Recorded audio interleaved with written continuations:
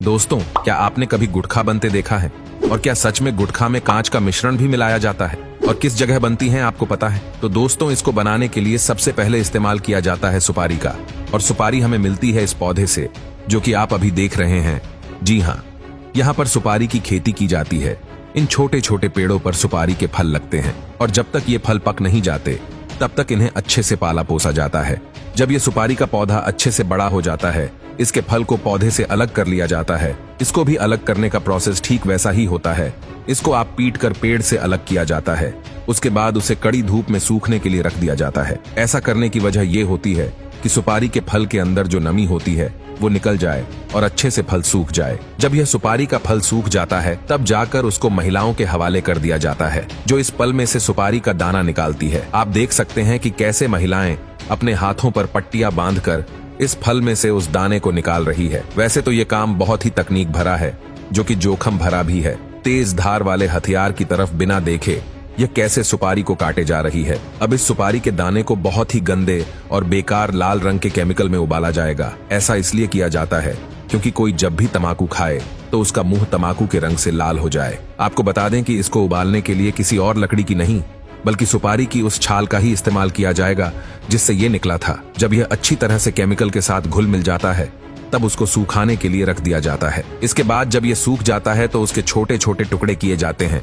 अब ये सुपारी तो तैयार हो गई है, मगर अब बारी है उसमें मिलाए जाने वाले तंबाकू की। तंबाकू को शुरू में बाहरी फ्रेम में उगाया जाता है, जिसे सीडबेड कहा जाता है। गर्म इलाकों में यह फ्रेम गीली घास या एक कपास की चादर से ढके होते हैं। 8 से 10 सप्ताह के बाद जब तंबाकू के पेड़ लगभग 10 इंच के हो जाते हैं तो इन्हें खेतों में शिफ्ट कर दिया जाता है।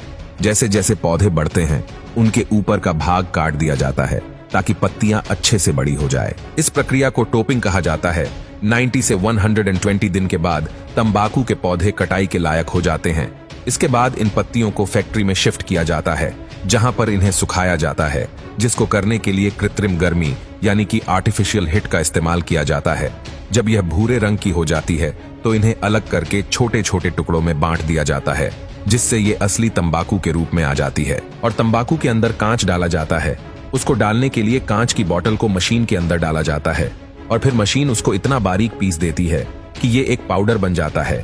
इसको अगर आप अपने हाथ में उठाएंगे तो आपके हाथ को तो ये नहीं काटेगा, मगर हमारे मुंह के अंदर की स्किन थोड़ी सेंसिटिव होती है, इसलिए अगर कोई इसको तंबाकू के साथ चबाता है तो मुंह के अंदर से फट जाता है। और जब तंबाकू उस फटे हुए मुंह को लगता है तो हल्की सी जलन का एहसास होता है और इसके बाद तंबाकू का नशा और तेजी से चढ़ता है। इसके बाद सुपारी के मिश्रण और तंबाकू के पदार्थ को कथा पान मसाला के साथ एक कांच का पाउडर मिलाकर मशीन के अंदर डाल दिया जाता है। फिर इन्हें पैकेजिंग के लिए भेज दिया जाता है और छोटे छोटे पैकेट्स में रैप किया जाता है। तो दोस्तों, यह था पान मसाला बनाने का पूरा प्रोसेस। आपने देखा, इसमें सारी चीजें वो डाली जाती हैं जो हमारे शरीर को नुकसान पहुंचाने वाली होती हैं।